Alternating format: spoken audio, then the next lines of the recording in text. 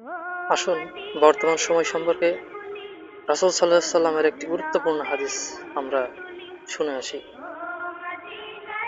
সুনানে ইবনে মাজাহ হাদিস নম্বর 4019। হাদিসটি হাসান সহিহ হাদিস, মানে এটা হাসান হাদিস, হাসান সহিহ যেটাকে বলা হয়, মানে সহিহর কাছাকাছি।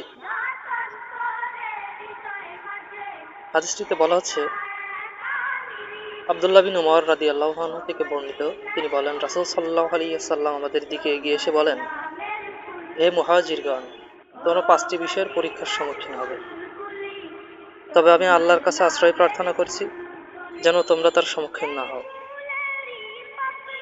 যখন কোনো জাতির মধ্যে প্রকাশ্য অশ্লীলতা ছড়িয়ে পড়ে এবং তখন সেখানে মহামারী আকারে প্লেগ রোগের প্রাদুর্ভাব হয়, তাছাড়া এমন সব ব্যক্তির উদ্ভব হয় যা পূর্বেকার লোকেদের মধ্যে কখনো দেখা যায়নি।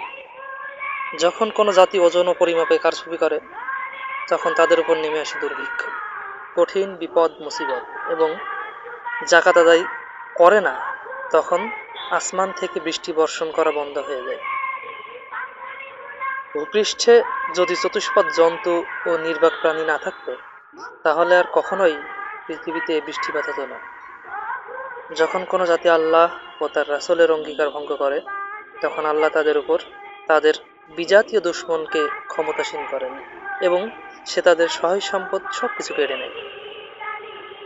যখন তোমাদের শাসকবর্গ আল্লাহর কিতাব মোতাবেক মীমাংসা না করে এবং আল্লাহর নাজিলকৃত বিধানকে গ্রহণ না করে, তখন তাদের পরস্পরের মধ্যে যুদ্ধ বাঁধিয়ে দেন মহান আল্লাহ তাআলা।